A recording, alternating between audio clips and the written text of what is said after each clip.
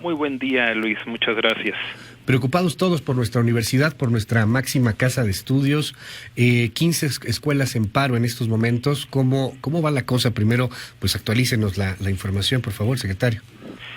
Pues sí, preocupados, en efecto.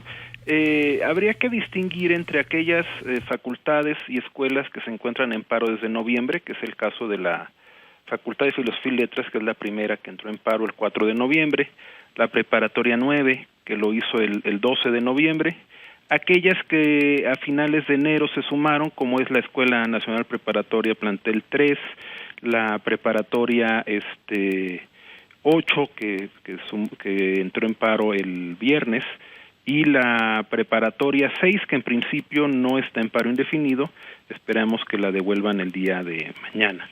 Pero se han sumado otras, algunas, y eso es lo preocupante, algunas han sido tomadas por grupos que sin ninguna asamblea, grupos encapuchados, las han parado. Hay otras donde sí ha habido asambleas, pues son paros que se han acordado por 48 o 72 horas. Entonces, lo preocupante de estos casos es cuando se han producido tomas por grupos pues que no dan la cara, que están encapuchados y que ni siquiera ha habido una consulta mínima a la comunidad. Habría que decir también que en el caso de Filosofía y Letras el paro inició como un paro de 12 horas y después el grupo que ocupa la facultad decidió hacerlo ya indefinido. Entonces, esta situación es muy preocupante, sobre todo porque pues evidentemente además de que impide que los estudiantes toman clases, pues divide a las comunidades.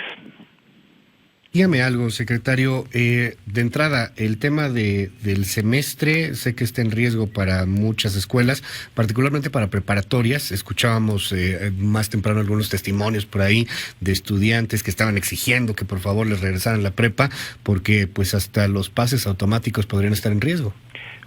Bueno, sí, por supuesto, porque al final de cuentas los procesos académicos se tienen que llevar a cabo en tiempo y forma. Por eso, en el caso de la Preparatoria 9 se decidió iniciar clases extramuros, porque ya estaba en riesgo, sobre todo para los alumnos de sexto, que en efecto es la presión mayor, el pase reglamentado para los alumnos que ya van a terminar la preparatoria. El pasado sábado comenzaron las clases extramuros de la Prepa 9 y hasta ahorita se han desarrollado con normalidad.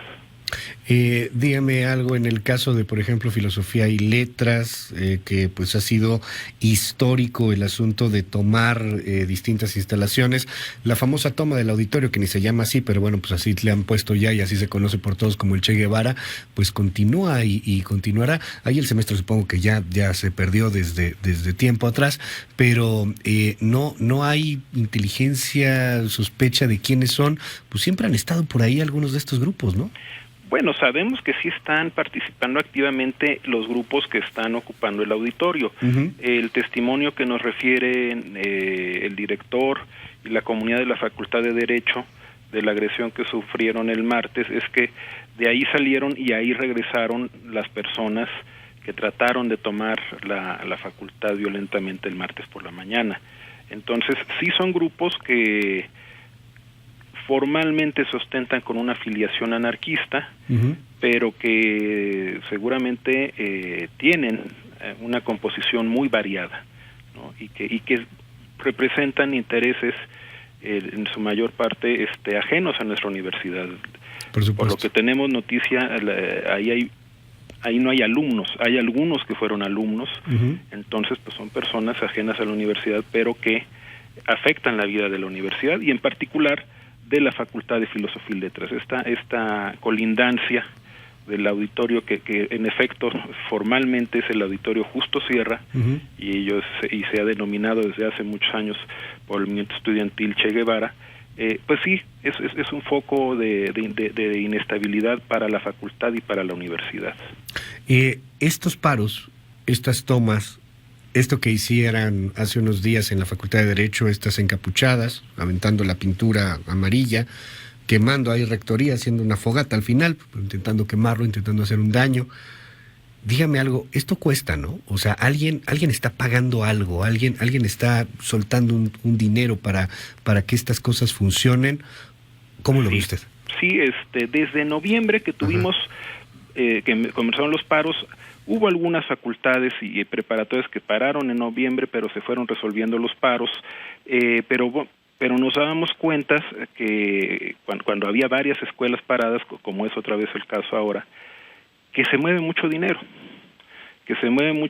entonces sí es evidente que hay alguien detrás, como lo dijo ayer el propio presidente, es evidente que hay manos negras en esto, y pues el rector ayer pidió precisamente que las autoridades competentes esclarezcan estos acontecimientos, porque son agresiones que en efecto revelan que hay grupos muy bien organizados. Ya lo había comentado yo el año pasado en relación a otra de las incursiones que tuvimos en el mes de noviembre. Se trata desafortunadamente de grupos que están muy bien entrenados, que tienen herramientas, que se coordinan y que saben dónde hacer daño. O sea, para un edificio que tiene varias medidas de seguridad como la torre de la rectoría, no es fácil poder penetrarlo, y sin embargo saben cómo hacerlo y estuvieron a punto de entrar en esta última incursión. Dígame algo, Leonardo Lomelí, es imposible pensarlo. La autoridad podría ingresar en algún punto, por ejemplo, a escuelas tomadas. Digo esto por un asunto histórico, y lo entendemos, y quienes estuvimos en la UNAM lo entendemos y sabemos lo que esto representa, pero ¿hay la posibilidad de que en algún punto escuelas tomadas, particularmente preparatorias tomadas, pues tengan una intervención judicial? A ver, no es imposible, ha ocurrido en el pasado, pero digamos que no es deseable. Creemos que, porque incluso estos grupos muchas veces es lo que quieren para tratar de escalar más el conflicto, ¿no? Para tener una bandera, para legitimarse. Al final de cuentas, yo creo que, por ejemplo, en el caso de la Prepa 9, claro, que la mayor parte de la comunidad se ha expresado en contra, pues sí, muchos quisieran que se tomara una decisión de este tipo, pero tal vez es lo que quieren también quienes lo ocupan, porque entonces eso les volvería a legitimar a los ojos de no de la comunidad de la prepa necesariamente, que yo creo que ellos han vivido en carne propia las consecuencias de este paro y sí están seguramente hartos, pero sí a los ojos del resto de la universidad o de otros planteles, claro, que no han pasado por esta experiencia y que se podrían solidarizar por lo que consideraran ellos una agresión. Entonces no sería deseable por esa razón. ¿Representan realmente estos movimientos la causa, secretario? Porque estamos hablando de una causa que también es muy justa, el acoso sexual, el acoso escolar al que han sido sometidas muchas de las alumnas. Veo, por ejemplo, el caso de ciencias políticas, en donde pues, inclusive pusieron fotografías de varios maestros, ahí los colgaron en los patios, ahí en ciencias políticas, decían, este es un acosador, este es un acosador, este es un acosador. Se entiende también que hay una desesperación, se entiende que hay una exigencia de que esto vaya cambiando, y la universidad ha tomado medidas. Pero ¿qué tanto estos grupos sí representan a estas quejas, a estos movimientos, y qué tanto no? Yo creo que en el origen, y sobre todo en facultades como Filosofía y Letras, Ciencias Políticas, o en la Escuela Nacional de Estudios Superiores Unidad Morelia, este era básicamente y sigue siendo el motivo de la protesta. Creo que se ha usado como bandera en otros casos para encubrir otros intereses.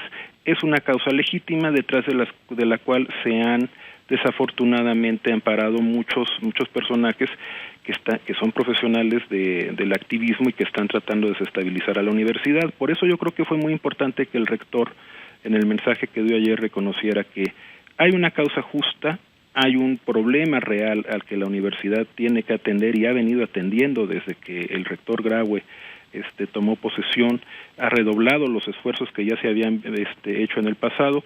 Se adhirió la universidad al protocolo, creó el primer protocolo de atención de violencia de género para la institución. Es un protocolo que ha funcionado en estos años y que ha recibido también muchas observaciones. Es, por lo tanto, un protocolo que es perfectible, y precisamente a partir de las críticas que se han recibido, él ha anunciado que se va a crear un organismo autónomo para poder dar mayor agilidad a estas denuncias, para poder tener un mejor acompañamiento de las víctimas. Se reforma con perspectiva de género el Tribunal Universitario y otras acciones que anunció el día de ayer en su mensaje. Entonces, sí es importante reconocer el problema, sí es importante atacar el problema. Creo que ha ayudado indudablemente el movimiento que se inició en noviembre a visibilizarlo, a llamar la atención sobre el hecho de que se tienen que hacer más cosas, pero también que se está aprovechando para desestabilizar a la universidad por otros grupos. Y bueno, para no ir más lejos, en el ataque a la torre había un momento en que había más hombres que mujeres. En la toma de la prepa número 8 solo había una mujer, los demás eran hombres, activistas incluso de otras facultades. Nos hemos dado cuenta, sobre todo en las prepas es muy visible, que hay gente que aunque estén encapuchados, claramente se ve que no son adolescentes, que no tienen edad de estar en la preparatoria. Entonces sí se ha utilizado por otros grupos para desestabilizar. Desafortunadamente, como ocurre muchas veces, una bandera que en principio es legítima y es justa, claro, se utiliza para encubrir otro tipo de intereses. Al final esta mano negra podría estar por ahí. Me llamó mucho la atención lo que dice en contrario el diputado Pablo Gómez, que pues también historia con la UNAM tiene, y dice Pablo Gómez en una entrevista que le da al Financiero que no se equivoque Andrés Manuel López Obrador, que no hay ninguna mano negra. Todo el mundo sabe lo que pasa en la universidad, el presidente debe saberlo, y si no, que pregunte o que lo averigüe, que le pregunte al nuevo CISEN o a lo que hoy es el nuevo organismo de inteligencia, seguridad pública, que le pregunte, ahí deben de saberlo todo, no hay que inventar todo. No hay que inventar cosas.